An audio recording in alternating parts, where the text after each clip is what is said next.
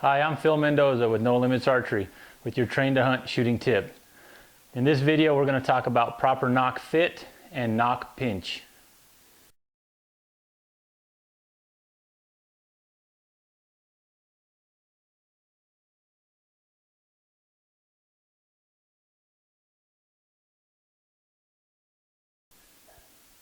Okay, first, nock pinch. If you've ever drawn your bow back, and as you draw your bow back, it seems like your arrow's floating or it's not sitting on the launcher or the blade of your rest, what's happening is you're getting nock pinch. And what that means is the top and bottom knots of your D-loop may have worked their way towards the nock and are applying pressure as you come back to full draw. The fix for that could be as simple as just tying on a new D-loop.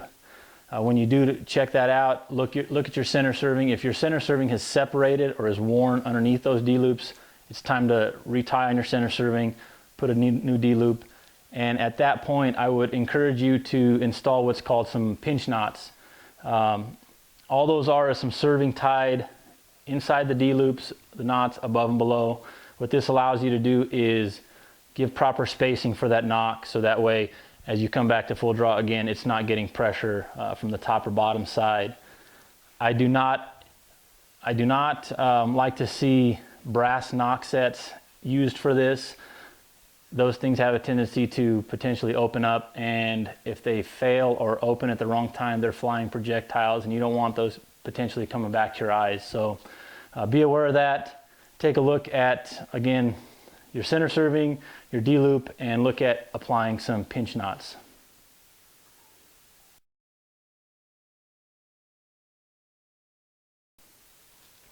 Okay, next step, proper nock fit. Why this is important. So if you go to clip on your arrow and it's pretty snug on there or too tight, you know, as you shoot that arrow and it's coming forward and reaching its release point, it's basically not wanting to let go of that string. So what it's going to do is it can cause the back of your arrow to fishtail a little bit or come off erratically. So that can cause paper tuning issues. It can cause issues with your broadhead flight and especially your downrange accuracy, as that's basically robbing a little bit of energy from your arrow as it's being released. So a couple things that you can do to check out to your setup to see if you have improper nock fit. If you go to clip on your arrow and it's pretty tight and it actually kind of really hugs on there again, it's probably a good indicator it's too tight. Another thing you can do is put your nock on and hold it freely here and spin it, just kind of rotate it around.